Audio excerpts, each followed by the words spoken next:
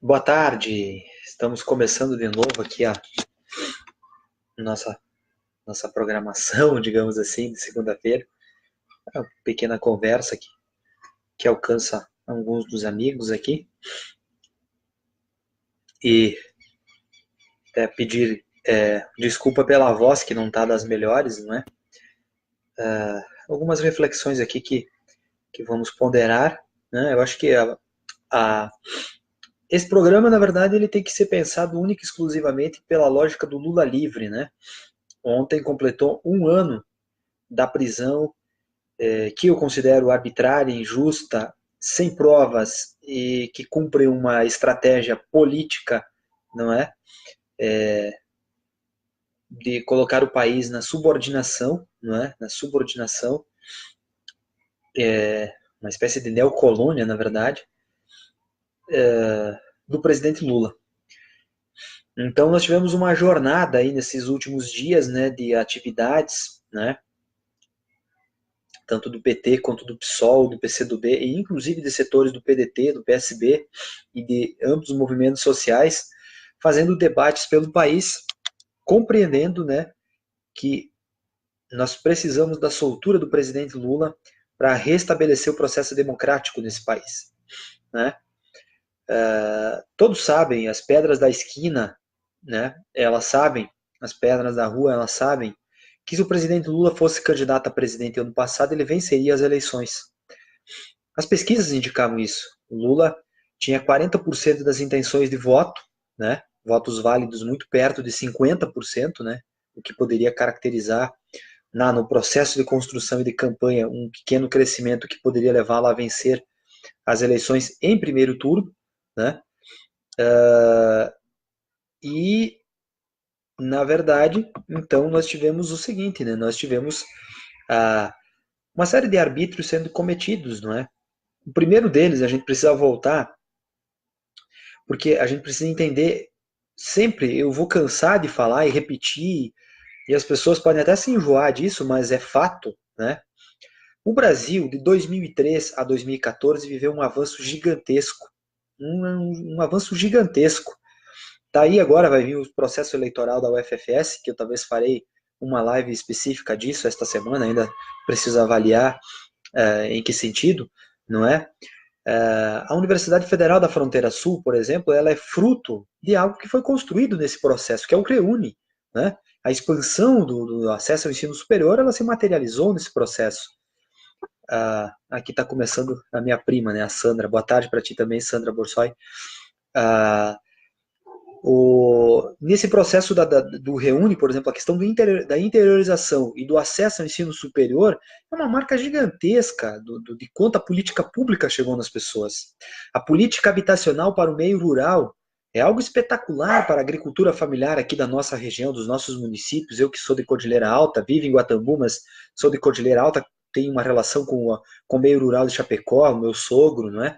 Tenho uma relação com o município de Coronel Freitas, onde vive minha irmã, onde eu estudei, onde eu trabalhei, né? Eu conheço o Sul Brasil, onde eu já trabalhei, também como professor.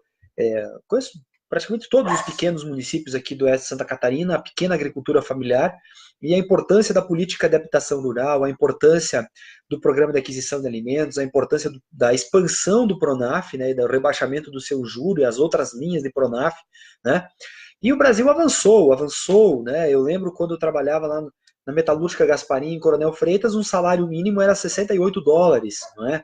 E o Lula falava que o salário mínimo tinha que chegar a $100. Hoje você não consegue conceber um salário mínimo de $100, não é? $100 hoje dá R$ 380, R$ 390, algo em torno disso, não é? Então, o processo de valorização do salário mínimo incluiu pelo consumo uma série de pessoas nesse país que fez com que a classe empresarial pudesse avançar também. O Nédio aqui está dizendo boa tarde, um ótimo tema para a reflexão. Um abraço. Abraço, Nédio, o, o sujeito que nos convida para o pontinho, né? o nosso munícipe aqui de Cordilheira Alta, de Guatambu, desculpa, estou me confundindo de município aqui, o Nédio, né? Nosso amigo, né? Enfim, esse processo de avanço, estava falando aqui do processo de avanço da inclusão pelo consumo, né, da expansão da universidade pública, dos institutos federais, Na nossa região aqui mesmo, né? O Colégio Agrícola de Concórdia virou o IFC, né? E o IFC foi instalado em Luzerna, foi instalado em Videira, foi instalado em Abelardo Luz e ia ser instalado também no município de Campo Herê, né? Se o governo Dilma tivesse perdurado, né? O IFES que foi implantado em Chapecó, em São Carlos, né? Em Xanxerê, em São Miguel do Oeste, em Caçador, né? Em São Lourenço do Oeste, enfim. A universidade pública em Santa Catarina só existia na capital, em Florianópolis. Ela foi para o sul, a UFSC, em Araranguá, foi para a Serra, em Curitibanos, Planalto Serrano, foi para o Vale, no Itajaí, em Blumenau, foi para o norte, em Joinville, e a nossa nova universidade, a universidade na qual eu trabalho também, né, a Universidade Federal da Fronteira Sul, que é um fruto, né, um fruto do Reúne, né. Eu falando do ponto de vista de categoria, eu fui professor, né, fui professor da rede estadual e da rede municipal, professor de geografia por 11 anos, né, desde 2003, não é? Quando eu passei no concurso, fui trabalhar lá no Campo Cerro Largo, tá? Lá no Rio Grande do Sul, na região missioneira, que é um dos campi da universidade. Tem um detalhe que, enquanto categoria, em que eu estou fazendo uma fala do ponto de vista corporativista, que a gente deixa de desconsiderar que a lei do PCCETAI, se não me falha a memória, a lei 11.091 de 2006 ou 2005, agora não me recordo exatamente a data, né? Isso dá uma diferença no nosso salário, principalmente do ponto de vista de nos capacitarmos. Nesse cenário de arroxo dos últimos 3 anos, que a gente não tem tido reajustes, inclusive antes do governo Dilma, a gente não tinha o reajuste da inflação, né? Só teve pequena, nem reposição da inflação, na verdade, e nos últimos anos a gente não tem tido nem um reajuste, nada, né? O nosso salário, enquanto técnico administrativo em educação, ele só é um pouquinho melhor, o meu salário, por exemplo, por conta das qualificações que a gente tem por estudar. Quando eu entrei na universidade, eu tinha uma pós-graduação em nível de lato sensu, que me rendeu 30% no vencimento. Né? Fiz um mestrado na UFFS, né? Pude estudar de graça, coisa que eu nunca pude fazer na vida depois do ensino médio. Pós-graduação e graduação paguei com muito sacrifício, com as bolsas do artigo 170, né? Aquele projeto de lei do deputado Pedro Kizai, no caso, né? Que ajudam, amenizam, mas sempre tendo que trabalhar um monte, né? Inclusive nos fins de semana para poder ter uns trocadinhos, né, cara? Não era uma vida muito difícil antes do governo Lula para quem quisesse estudar sendo filho da classe trabalhadora. Não que jora leite e mel, mas as coisas melhoraram do ponto de vista das oportunidades, da proximidade, né? Eu acho isso espetacular, acho isso sensacional, né? Mas não é só isso. A economia brasileira avançava, a economia brasileira, o Brasil avançou do ponto de vista do crescimento do PIB, chegou à 7ª posição. Em 2013, 2014 já se discutia se o Brasil passaria o Reino Unido e seria a 6ª maior economia do mundo. Né? Nós tínhamos um cenário em que a indústria pesada nacional estava estabelecida, consolidada. Aqui o Marcelo, desculpa, eu até interrompi porque aqui eu vi que chegou uma mensagem do Marcelo, do estudante da UFFS, um exemplo de liderança do nosso S catarinense, suas falas sempre claras e coerentes. Agradeço muito, vindo de ti, que é um sujeito generoso, agradeço muito o elogio. Tá? Mas eu estava falando então que assim, né? Não é, a classe empresarial brasileira ganhou muito dinheiro, gente. Esse sujeito que fez aquela palhaçada lá ontem, de bolo, da prisão do Lula, o Luciano Hang da Havan, antes do Lula ele tinha 3 lojas. 3 lojas, hoje ele tem 150 lojas. A expansão do crédito e a inclusão do consumo de classes miseráveis, classes que tinham que saquear armazém da Conab para não morrer de fome. Né? O MST teve que fazer isso no Nordeste quantas vezes para as pessoas não morrerem de fome. Né? E essas pessoas incluídas ao consumo passaram a comprar. E a rede de atacado, de varejo, enfim, ela foi expandida. A rede de varejo é uma coisa espetacular, assim. Se você pegar, eu estou falando aqui da Havan, mas eu posso falar da Becker, da Schumann, da Quero Quero, da Volpato, do Ponto Frio, do Magazine Luiza, das Casas Bahia, do Atacadão, do Big, do Maxi, enfim, de todas essas redes atacadistas e varejistas, né, de eletro, de móveis e eletro, né, redes supermercadistas grandes, né, grandes redes, elas se expandiram, porque o povo pobre passou a ser consumidor, né? E, de certa medida, porque o capital considera isso muito, passaram a ser considerados cidadãos, né? O que é terrível, né? É terrível, mas o capital considera isso, né? Quanto que você consome, não o que você é, né? O teu valor ético, o teu valor moral, né? Infelizmente, esse pressuposto da construção da cidadania, ele não foi literalmente pleno, né? Se deu alguns mecanismos, se tentou construir, tá? Tanto é que o seguinte, né? Em 2010, o Lula, depois de ter cumprido o seu segundo mandato, sai com 87% da aprovação popular e elege a Dilma, que era uma ministra muito pouco conhecida, que um ano antes das eleições tinha mais ou menos uns 4 ou 5% de intenção de votos e que por muito pouco não venceu as eleições do primeiro turno e tornou a reeleger-se em 2014, mesmo com toda. E aí nós tínhamos uma guerra híbrida se desenhando, né, nas jornadas de junho de 2013, a incorporação de movimentos extremistas de direita, não é? Para tentar, desculpa aqui o resfriado, dá uma travada na voz aqui, para tentar minar, né, ações do governo que podem até ser contraditórias. O governo não está passível de críticas, né? Estou falando da Copa do Mundo, Copa das Confederações, Olimpíadas, enfim. Alguns hoje podem olhar e dizer, é megalomania, mas quando o Brasil conquistou, estavam todos os políticos, inclusive os políticos de partidos de oposição naquele cenário, especialmente do PSDB, né, foram juntos lá festejar, né, foram juntos lá festejar e nós tínhamos um cenário de efervescência, de geração de emprego. Em 2014, a menor taxa de desemprego do mundo, né? Então eu acho que assim que a Lava Jato hoje começa a mostrar o seu DNA de ser parte integrante e timoneira de um golpe de Estado, de uma guerra híbrida no país, né? Onde a discussão da corrupção, né, e do mote da investigação da corrupção é usado para ganhar massas, né, ganhar a sociedade, porque todos querem que se combata a corrupção, mas em nome disso você cometeu arbítrios para colocar corruptos no poder, né? Eu acho que isso está desenhado, está claro, né? Está claro quando você, em 2014, você tinha delegados da Polícia Federal de Curitiba apoiando o Aécio Neves, né?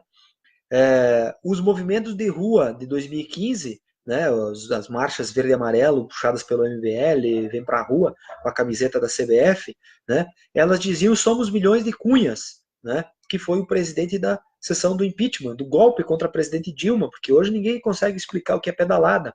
Mas não fechava a conta, né, não fechava a conta. Então você tinha que causar um processo de criminalização dos movimentos sociais, uma guerra híbrida aos movimentos sociais. Você tinha que criminalizar o PT e, por tabela, toda a esquerda, né, para você não criar nenhuma uma outra possibilidade, outra sigla da esquerda, né? Tudo é comunista, bolivariano, petralha, vai virar uma Venezuela, vai virar Cuba, né? Quando na verdade o governo Lula foi um governo capitalista, né? Um governo de capitalismo, de inclusão e inclusive de expansão do capitalismo, porque os ricos ficaram muito ricos nesse país, não é? O sujeito teve que pagar um salário mínimo um pouco mais alto, mas vendeu quantas geladeiras e imóveis e eletrodomésticos, quanto que essas empresas aumentaram de tamanho, não é? Tem empresas aí que aumentaram 2, 3 mil por cento nesse cenário de 10, 12 anos de um boom econômico, das commodities em alta, não é? Da expansão do mercado exportador, né? O Brasil passou a ser um país que continuava dialogando com os Estados Unidos e com os países capitalistas centrais, mas estabeleceu outras conexões, outras relações com o BRICS, né? Com essa coisa sul-sul, com o continente africano, com o continente latino-americano, não é? Com o mercado, com o mundo árabe, muçulmano, né? Na verdade, no setor de carne halal, uma expansão gigantesca, né? Nós que estamos aqui numa região de frigorífico, tá? Então, na verdade, nesse cenário todo, meus caros, ficou muito claro que o processo, parcela da elite brasileira, não se conformou mais com esse processo inclusivo. Eu não sei o que deu na cabeça deles, né? Houve também problemas de falta de habilidade do governo Dilma, ok, mas não é essa a razão. A razão é que a classe dominante brasileira, os setores midiáticos empresariais, a Rede Globo, a Band, o SBT, a Record, né, as estruturas, especialmente cristãs neopentecostais, boa parcela delas, alinhada ao capital, inclusive, segmentos da maçonaria alinhados aos segmentos neopentecostais, inclusive, né, liderados pelo Eduardo Cunha, né, no sujeito que organizou o baixo clero e empurrou o centrão para a extrema-direita, para as pautas reacionárias, conservadoras, ultraconservadoras, atrasadas, retrógradas, né, conseguiu, então, derrubar a presidente Dilma, não é, por edição de decreto suplementar, né, que é uma prática que no passado foi chamada de contabilidade inteligente. Mas não fechava a conta só nisso. O papel do juiz Sérgio Moro e da Operação Lava Jato de Curitiba é central nesse cenário, com os vazamentos, com a grampear a presidente da República no exercício da função, né? Um STF que se preze naquele cenário tinha prendido o juiz Sérgio Moro, né, por crime contra a soberania nacional, contra a segurança nacional. Nos Estados Unidos eles fariam isso. E isso se o juiz não fosse por uma cadeira elétrica, né? E isso vem lá de trás, né? Quando você tem um processo de espionagem da presidente Dilma, da Petrobras, né? E hoje está muito claro e desenhado isso, né? O filme e o livro do Snowden, né? Do Edward Snowden, Snowden, Herói o Traidor, né? O filme, né? Deixa muito claro essa espionagem e esse processo que o Brasil viveu de uma guerra híbrida. Mas aí vem mais. O ministro Gilmar Mendes, do STF, impediu a posse do Lula como ministro da Casa Civil, porque com a liderança do Lula, com a liderança que não é uma liderança comunista, né? O Lula é um político de centro-esquerda, no máximo isso, tá? E por isso que ele é essa grandiosidade, tá? Boa tarde, Alex. Essa grandiosidade de pessoa se dá porque é o seguinte, porque ele pragmaticamente pensou o que podia se fazer por esse país, tá? E que não era uma revolução comunista, tá? Não tinha base para isso, não tem elemento histórico, não tem força histórica, não tem mundo histórico isso. A China é dirigida pelo Partido Comunista, mas não é um regime comunista, é um regime capitalista, tá? Inclusive muito muito agressivo do ponto de vista do mercado, né? Aqui o Pablo está deixando um positivo, a Pablo Joaquim, para ti também. Então, meus caros, por que a conta não fechava e por que o papel da Lava Jato, né? A condução coercitiva do Lula lá atrás, ela era um arbítrio, tá? Ela foi impedida por alguma razão do destino, possivelmente pela aeronáutica, que não deixou a Polícia Federal embarcá-lo no avião, porque ele seria preso ainda no dia 4 de março de 2016. Esse era o dia da prisão do Lula. Tá? Não deu certo. Então, tenta se construir um devido processo legal, mas um devido processo legal cheio de aberrações.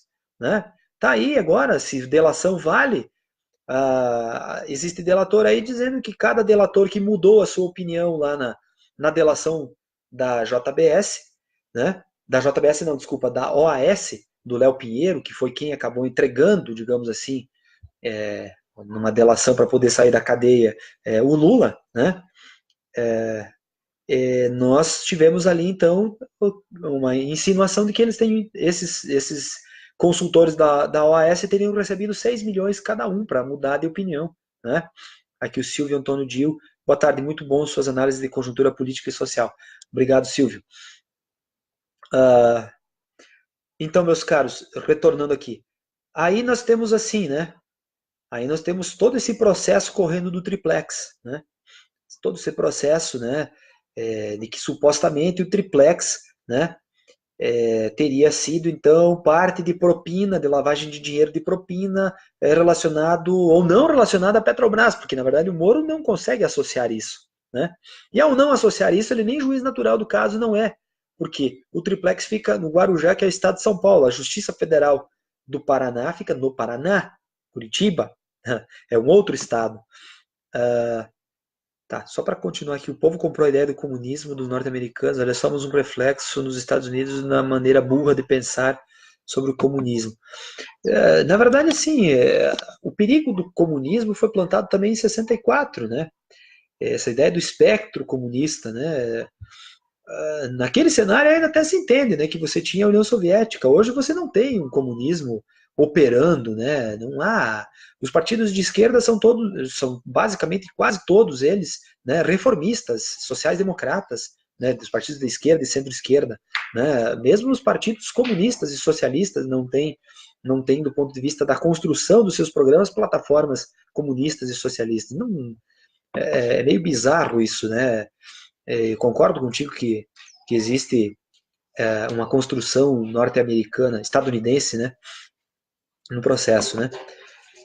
Aqui a Neuza Radim também, de novo aí, positivo para a gente também. Tá.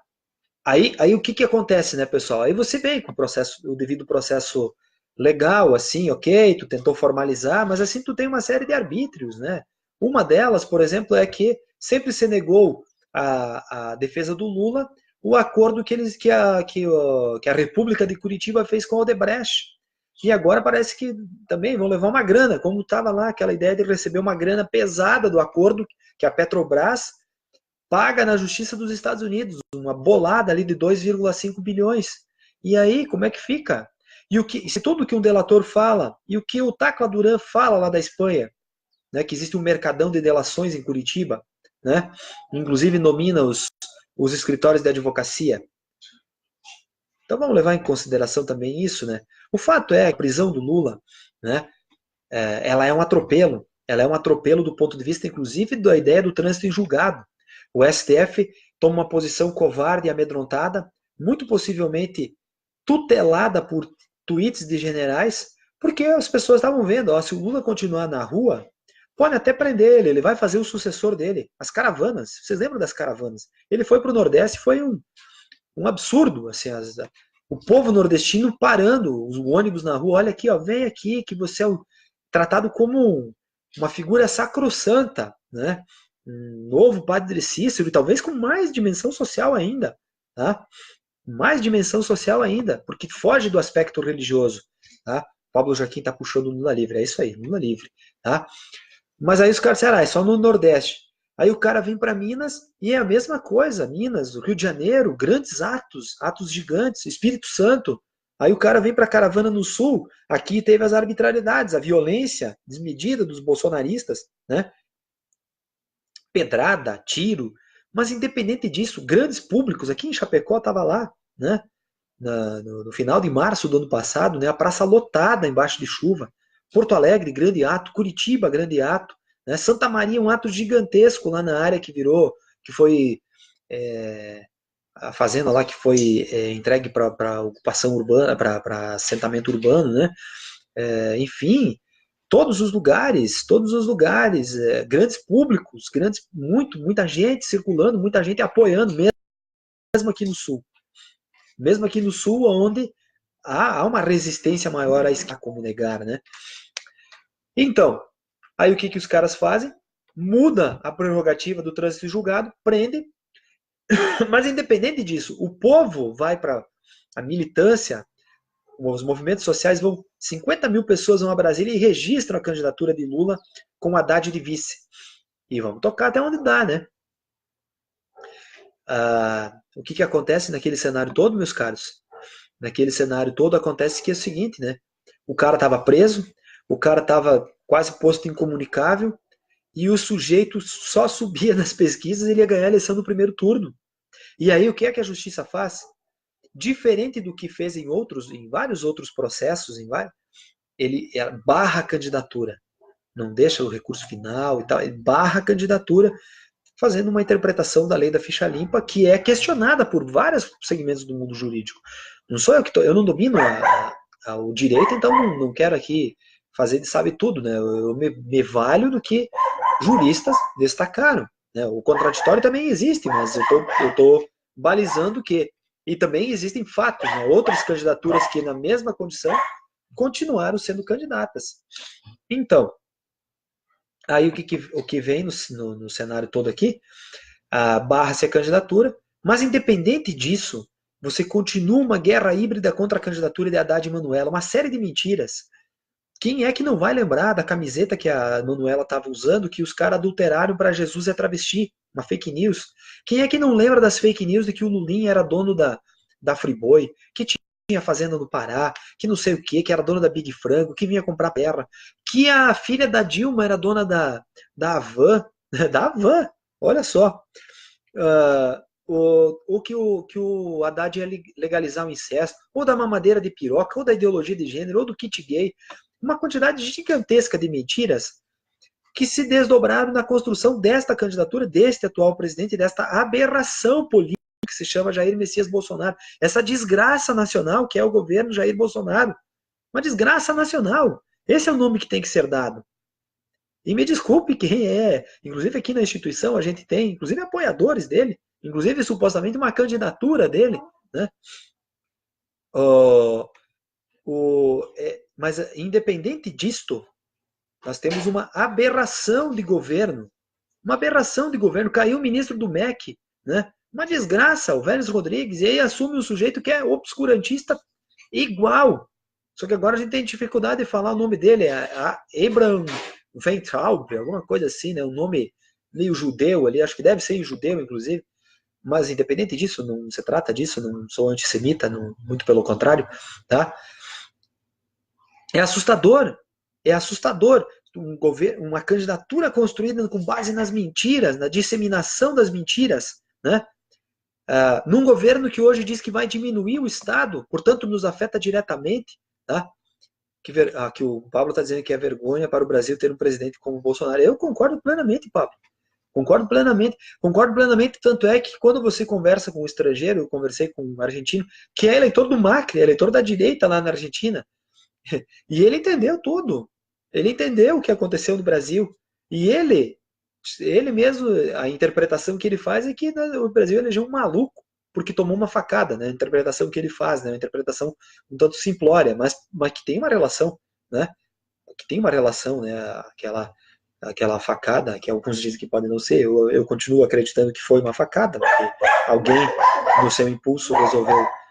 Tem algumas questões que são obscuras nesse cenário, mas eu continuo acreditando. Pois bem, meus caros, aí agora como é que você explica para o estrangeiro que o juiz que mandou prender o Lula, que tirou ele do processo eleitoral, não é? Vira ministro da Justiça desse governo? Como é que você explica isso? Como é que você explica que o ministro da Justiça e o presidente da República, fora da agenda oficial, vão visitar a CIA, o Centro de Espionagem e Disseminação de Golpes na América Latina dos Estados Unidos? Porque a inteligência americana espalhou uma série de disseminou uma série de golpes no passado, na ditadura militar, bem como agora. O Pablo está dizendo que ele é equatoriano. O outro exemplo, né? Aqui um abraço para o Equador, né? O Rafael Correa, né? O Rafael Correa, né, presidente equatoriano, também sofre um processo persecutório muito parecido com o do presidente Lula, porque é um líder popular. Você, Pablo, pode até inclusive confirmar isso, né? Como é a Cristina na Argentina, como foi a cassação do Lugo no Paraguai, como é a tentativa de posição do Maduro, com todos os problemas e defeitos que tem o Maduro, né? É uma guerra híbrida. O que o Alex está dizendo, imagina a nossa vergonha então, amigo, né? Ou que pega em um todo um processo de inscrição, de civilização, essas construções híbridas, duras, correr um grande.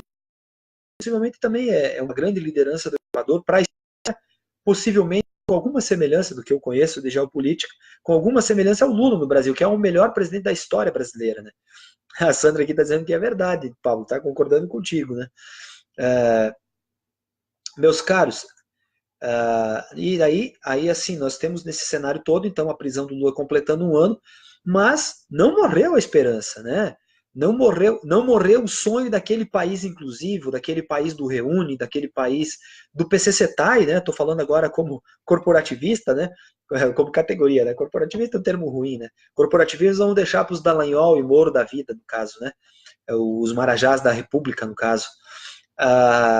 No caso da questão da própria volta das políticas públicas, eu moro aqui num bairro aqui que, se você circular aqui no interior de Guatambu, aqui em Guatambu, ele é praticamente todo constituído com políticas habitacionais do governo Lula e Dilma, tá? Praticamente todo, inteiro, tá? O retorno da geração de emprego, tá? Olha os dados, os caras falaram que era só tirar a Dilma que a coisa ia melhorar, mas foi exatamente o contrário, tá? Em 2014 nós tínhamos 4,8% de desempregados, um dos menores índices da história. Aqui em Chapecó e arredores, o que acontecia? Nós tínhamos um processo de geração de emprego tão grande nos frigoríficos que eles faziam carro de som, né, nos bairros, que eles iam buscar com ônibus no Rio Grande do Sul, eles iam buscar nas áreas indígenas, eles iam buscar nos arredores, no meio rural de Chapecó, né? Agora, na verdade, não está assim, não. A BRF, por exemplo, fez um processo de demissão ano passado gigantesco, tá? Tá complicado, tá tenso, mesmo nesta região que foi uma região sempre de até uma certa abundância de emprego, tá? E tem a perda de renda, e tem a volta da miséria, e tem os desalentados, que são aqueles que não procuram nada, e tem os subempregos, a reforma trabalhista do Temer, cujo governo Bolsonaro é uma continuidade, porque ele é responsável pelo governo Temer. Ele fez parte do Temer. O PSL, o partido do Bolsonaro, foi o partido mais fiel ao Temer, mais fiel que o próprio PMDB, tá? Então, assim, não há recuperação econômica, e cada dia que passa, as projeções que o próprio mercado indica são cada vez menores. Porque, na verdade, ali também eles estão forçando outra coisa, que é passar a reforma da Previdência, que a maldade da reforma da Previdência se materialize de fato